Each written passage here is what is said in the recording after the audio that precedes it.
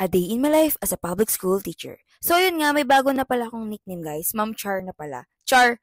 So, anyway, Monday na naman at ayun nga, nagmamadali na naman ako kasi baka malit na naman ako. Char. Tapos ayun, nalimutan ko nga pala yung phone ko, guys. On the way na nga pala ako nito, guys, sa school. Syempre, saan pa ba ako pupunta, di ba? Aw, Char. So, ayun, logbook muna.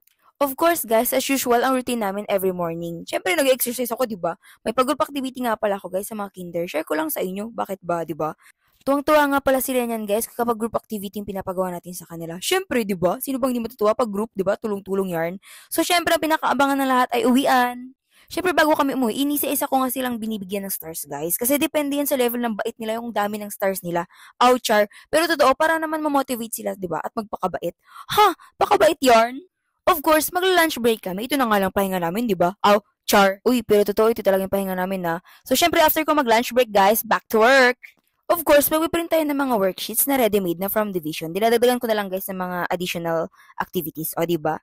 Swerte yarn. Kayo ba meron? Char. After ko nga pala, guys, magpabasa tuwing hapon, magpe-prepare na ako ng classroom ko for demonstration teaching. Ano in-expect ko? Of course, maglilinis ako ng classroom ko, diba? Char. Uy, everyday ko itong ginagawa, baka sabihin nyo hindi. Char. Of course, itatapon na natin yung mga basura sa buhay. Char, sa classroom pala.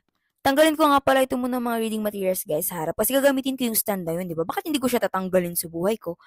Char, yung tatanggalin yung mga reading materials. Ano pa nga bang pwedeng gawin? Char.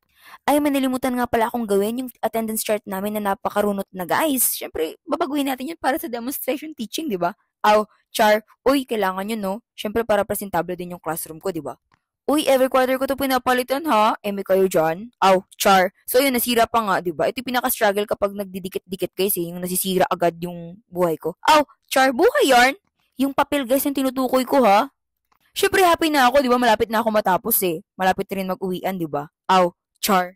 Syempre, pag may tatanggalin, may ipapalit, di ba? Na attendance chart, ano kayo dyan? Char. Syempre, itatapon natin sa basurahan, di ba? Saan pa ba? Of course, need nating punasan ng basa yung blackboard natin. Syempre, para matanggal din yung mga super dikit na ng mga chalk, di ba guys? O, di ba? Of course, ngayon ko lang to ginawa. Uy, char lang ha, ginagawa ko yan no, palagi.